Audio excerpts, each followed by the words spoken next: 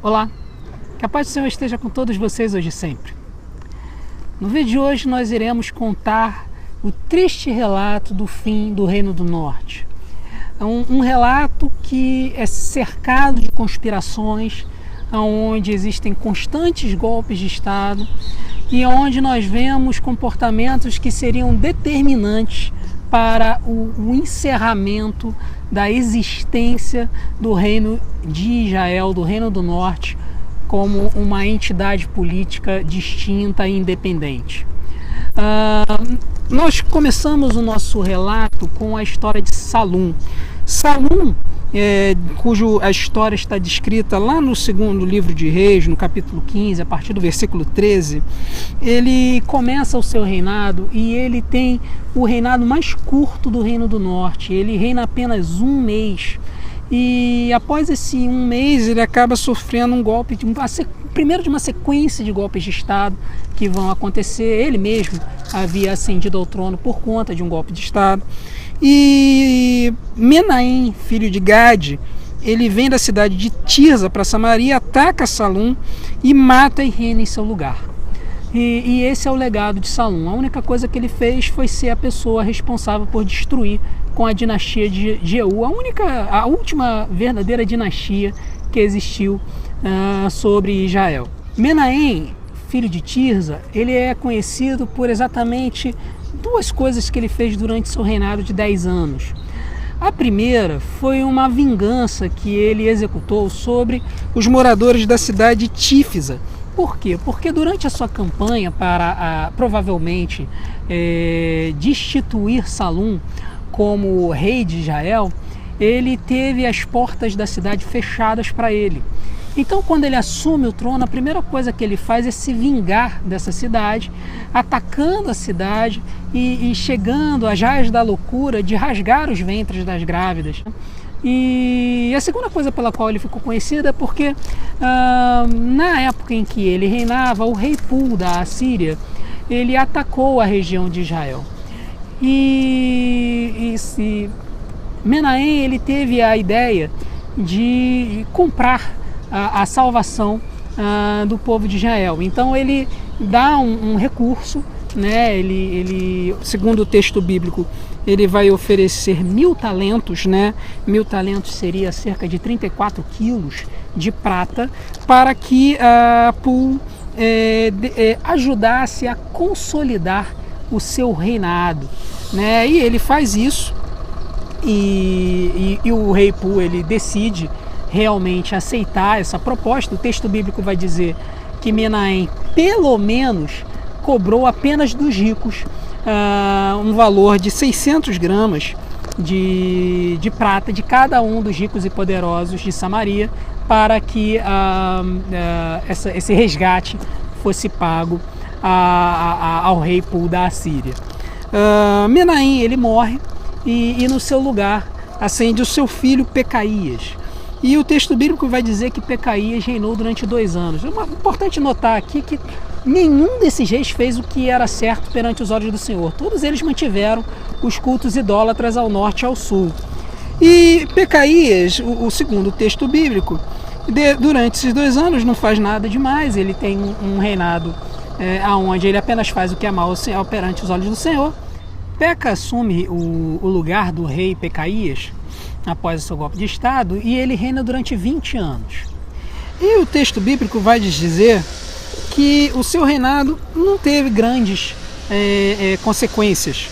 Na verdade, durante o seu reinado de 20 anos, ele permaneceu nos caminhos de Jeroboão, permaneceu fazendo o que era mal aos olhos do Senhor. E o texto bíblico vai nos dizer que Tiglat-Pileser, rei da Assíria, resolve atacar e conquista diversas cidades ao oeste e ao norte do reino de Israel, levando os seus moradores cativos para a Assíria.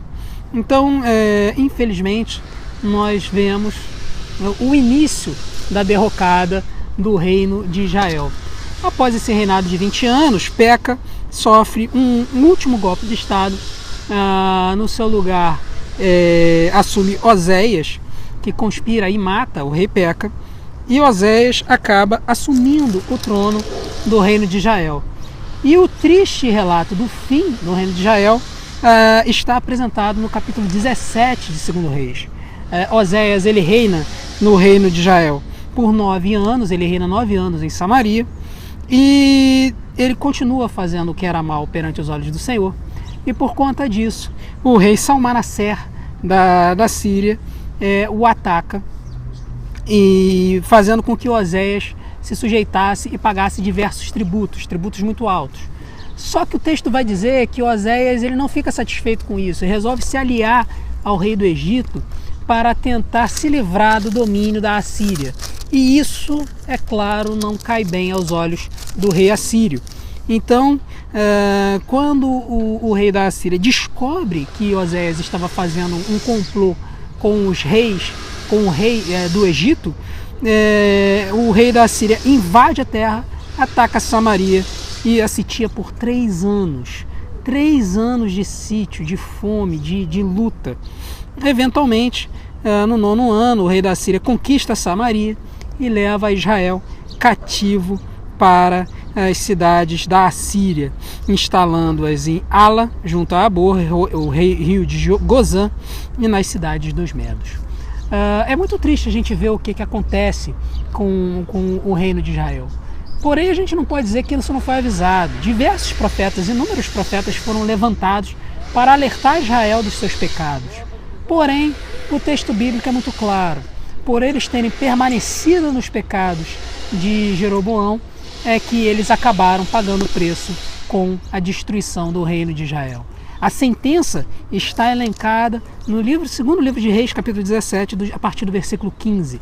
Ali está a razão da destruição do reino do norte. Diz assim: rejeitaram os seus estatutos e a sua aliança, que fez com os seus pais, como também as advertências que lhes fez.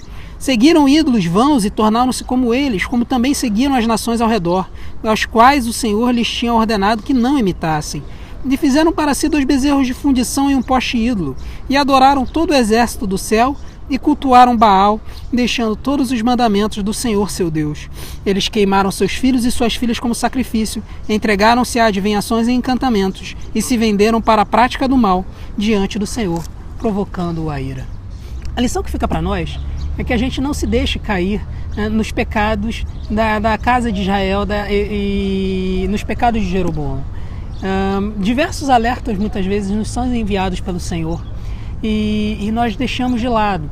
O que a gente precisa fazer é ouvir quando Deus fala aos nossos corações, quando Ele permite que algumas situações aconteçam em nossas vidas, para que nós nos lembremos de que Ele é o nosso Senhor e que o melhor caminho que nós podemos adotar é seguir os seus mandamentos e seguir os seus ensinamentos.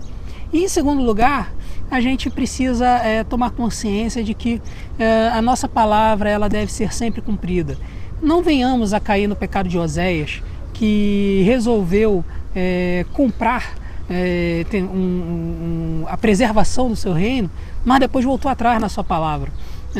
Por mais que a gente venha a cometer erros nas nossas vidas, nós devemos sempre nos primar pela nossa palavra. Não deixemos que mentiras e palavras vãs venham a dominar as nossas vidas. Vamos fazer segundo o ensinamento do nosso Senhor Jesus Cristo, que a nossa palavra seja assim sim e não não, porque o que vem além disso é coisa do maligno. Paz e graça, que Deus os abençoe.